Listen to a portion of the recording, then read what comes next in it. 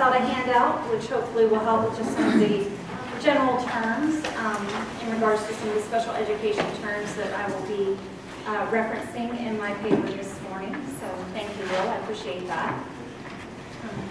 In the second grade, I remember the excitement I had when I brought home that report card to my parents and was anticipating a wonderful reaction, only to find their disappointment.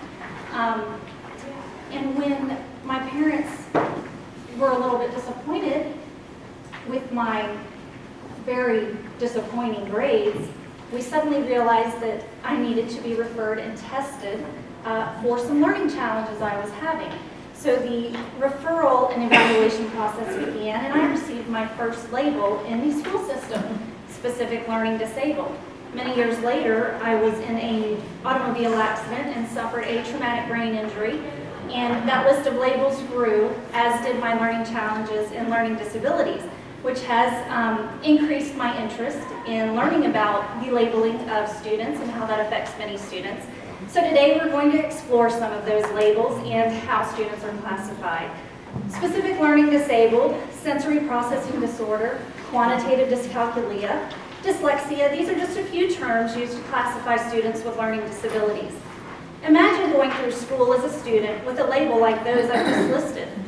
Simply the terms disorder and disability have a negative connotation associated with them that may lead others to believe that a student is incapable of success. In the information that I discuss today, I will explain how a student is classified with learning disabilities. I will then turn to explore the benefits of these disabilities and these labels, as well as the negative effects associated with labeling students. I will then conclude with some possible solutions to addressing the negative effects of labeling learning disabled students. The first step in determining how a student is classified with a learning disability begins with the referral process. The evaluation process is typically recommended by a parent, teacher, or physician that recognizes that a student may be having difficulty performing academically or behaviorally in the classroom.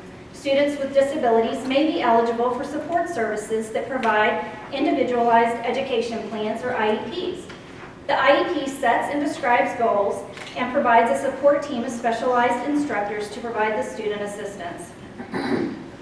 This assistance may assist the child or student in achieving academic success.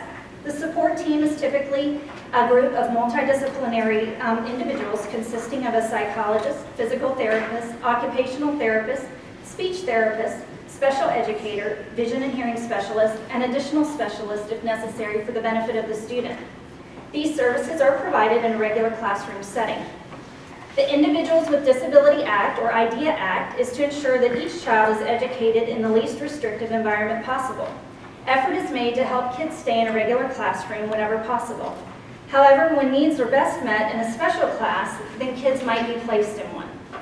Integrating students with special needs and learning disabilities into a conventional classroom is often referred to as mainstreaming.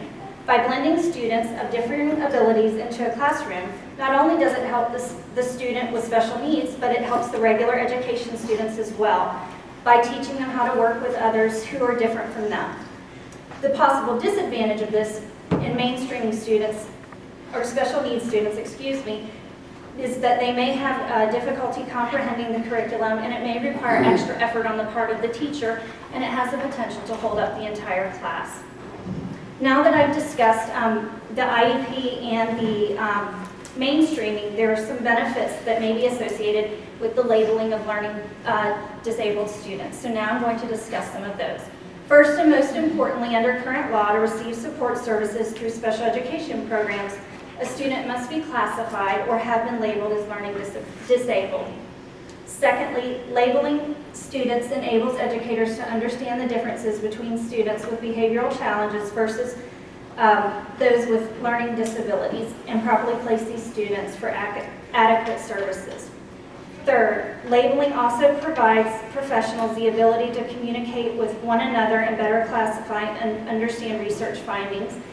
And finally, advocacy groups utilize the various labels to gain funding and promote specific programs. These groups also have a greater ability to spur legislative action by forming disability-specific groups.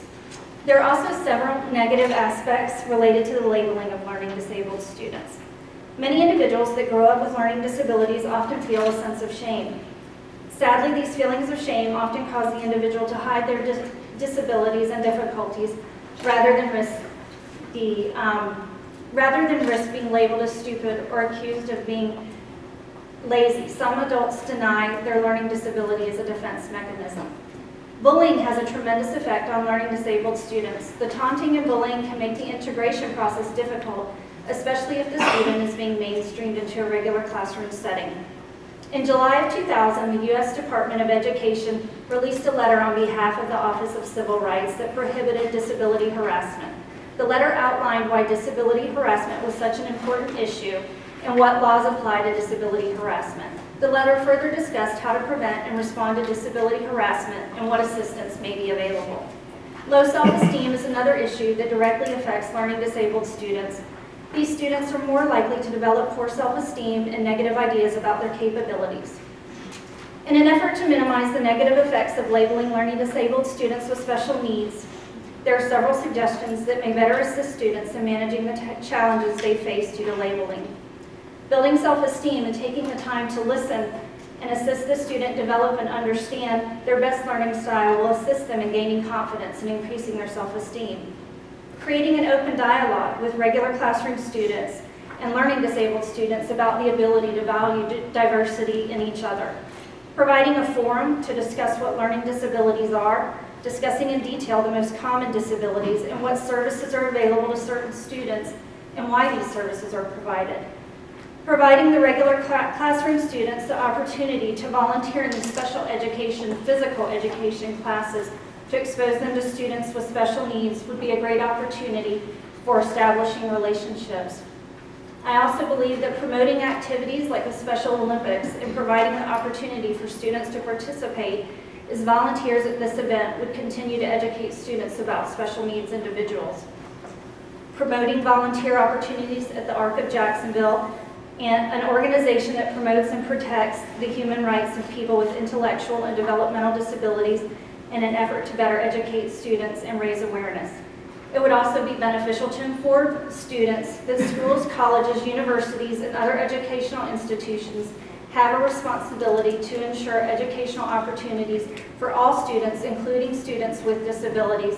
This responsibility is based on the Americans with Disability Act of 1990 and is enforced by the Office of Civil Rights. This covers all schools, districts, and colleges and universities receiving federal funds. The goal of this presentation was to inform you as to how students are classified as learning disabled. In doing so, I discussed the individualized education plan of mainstreaming. I also explored the many positive and negative effects of labeling learning disabled students.